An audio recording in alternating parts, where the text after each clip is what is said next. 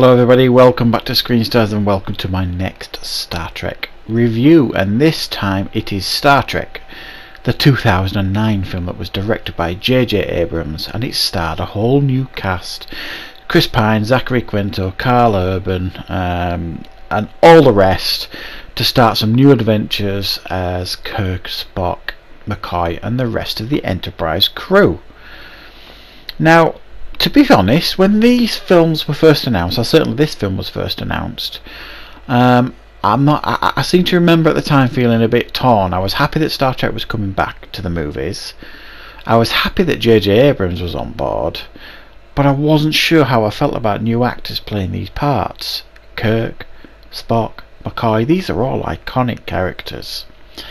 And then as production progressed and you started seeing snippets of this, that and the other, and I started getting a bit more excited about it. And then I remember going to the cinema to see this film and was completely blown away by it. I'd never seen Star Trek as exciting, really. It was a fantastic science fiction film, and I think it was a massive success, rightfully so. And like I said, this film focuses on the original Enterprise crew, Kirk, Spock, McCoy, etc. And it essentially starts a new timeline. They call them the Kelvin timelines now. There's an event that happens at the beginning of this film with the Romulans that changes, essentially. They creates a new timeline, a new history for Kirk, Spock and everybody else, because they kind of changed the past and alter the future. And we follow Kirk and Spock, etc., as they are just starting their careers in Starfleet. Now, for years, they've been wanting to do like a Starfleet Academy type film showing Kirk, Spock, etc., slowly starting their careers at Starfleet and working up to the Enterprise. And that's kind of what we get here with this film. You see them all recruiting into Starfleet. You see Kirk and Spock as like boys initially on Earth and Vulcan, and then progressing to joining up with Starfleet. And then there is a problem on Vulcan, and then Kirk, Spock and Captain Pike, they all have to travel to Vulcan to find out what is going on and try and put a stop to it. Right, so I'm trying to think of the best way to explain my thoughts on this film. It's quite difficult because it seems like these new Star Trek films now, as everything seems to be these days, some Star Trek fans now are divided on them.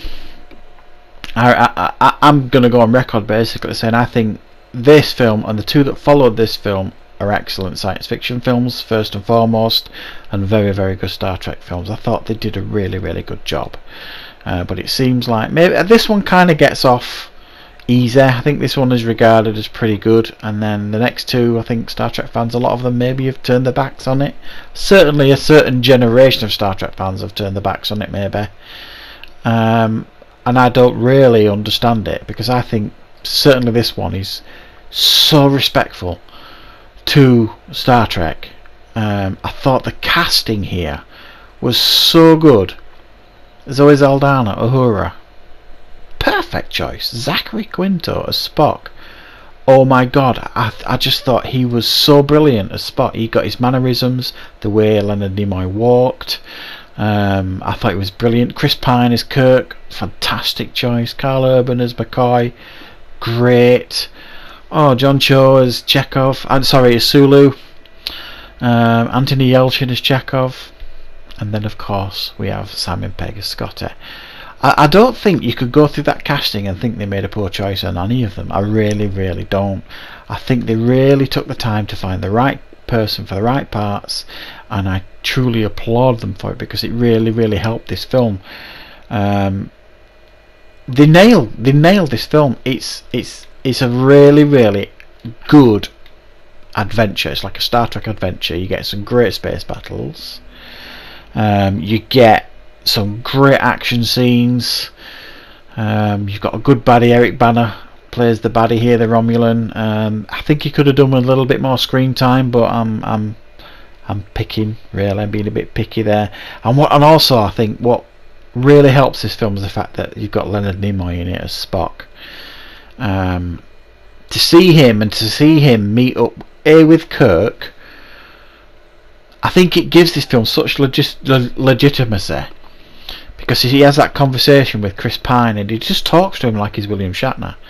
So you accept it, you completely accept him as Kirk from that point.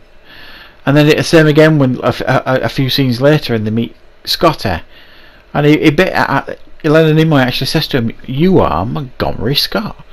And then you think, well, okay, yeah, he is. You completely accept it because it's Leonard Nimoy almost saying, you know, accept these people, and you do. It's brilliant, and I think Leonard Nimoy was so good in this film. He really, really lended this film some real legitimacy that the film, I think, needed. A lot of people probably have argued that maybe William Shatner should have been in it, but I thought it was the right choice to put Spock in it. It really, really was.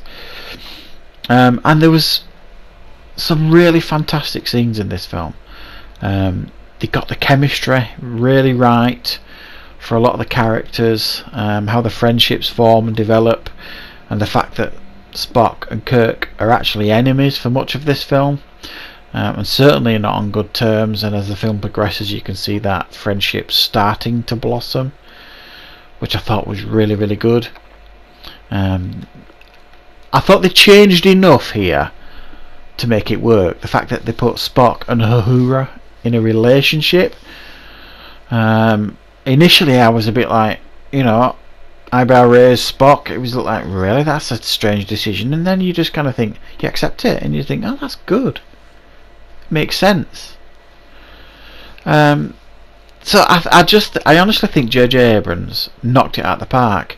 I would probably argue that this version of Star Trek is, as much as I do like the new Star Wars films, and that seems like a swear word to some people, that, you know, you're not allowed to like these new Star Wars films. Well, I do. I don't think they're bad at all, but I actually think this version of Star Trek is better than his Star Wars efforts, if I'm perfectly honest. I think he was probably under more pressure making the Star Wars, and he probably had certain rules that he had to follow, and here he knew he had rules to follow, but he followed them and respected them, and obviously was allowed to make some tweaks and changes himself. So I'm going to give this a really fantastic 9 out of 10. It was a really great start for a new chapter in Star Trek, and I thoroughly enjoyed it, far more than I expected to when I watched it at the time at the cinema. I absolutely loved it. And I strongly recommend fans of Star Trek, if you've not checked out these new Star Trek films, give them a go. Trust me, you'll be blown away. So I will follow this up with Star Trek Into Darkness that I shall review next week. So stay tuned for that. So thanks for watching, everybody, and of course I will be back with more reviews on Screen Stars very soon.